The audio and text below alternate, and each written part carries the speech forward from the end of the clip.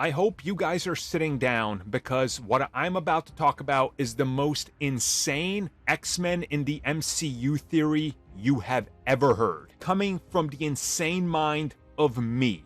I've really thought about this for quite a long time, and what I'm about to reveal is going to shake and quake the foundations of theory. So get ready to find out how exactly Marvel Studios can introduce and explain the X-Men and the mutants in the MCU.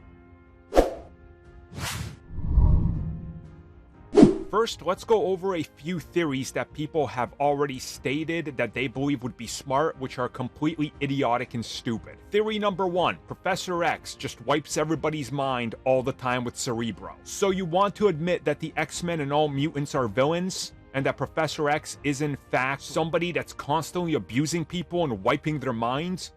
You want Professor X to be responsible for wiping out parents' minds because their kids are mutants? Stupid. So that one's out the window. They were created with the blip and the snap.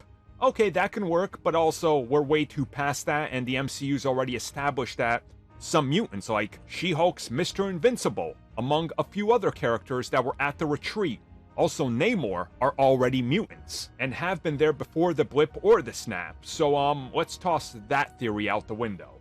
Are you guys ready for my theory? Sit down, buckle up, don't be standing, because this one is going to change the way you perceive the MCU. They were always there. We just never saw them. All right. Breathe in. Inhale. Exhale. Calm down. I know your favorite TikToker breaking the sound barrier by screeching is going to hate this one because, well, they can't break the sound barrier and go, "We need to talk about this insane theory," because there's nothing to it because it's so simplistic. But what if they were always there, right? Like Professor X and Magneto, they were there.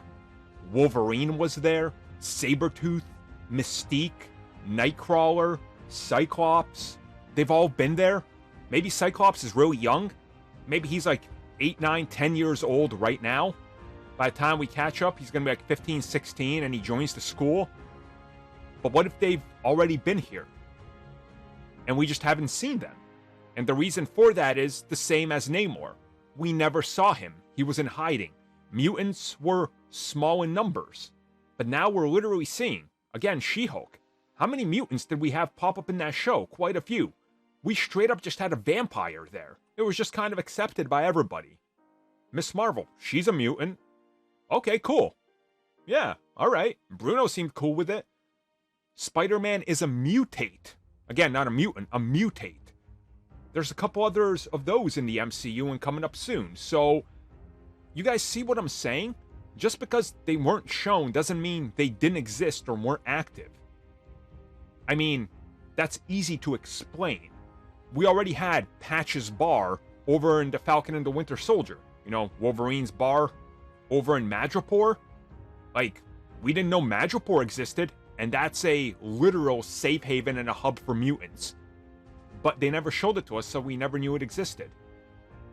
It's literally easy to say there's been mutants, we just never saw them, especially the more prominent ones, because they kind of kept quiet.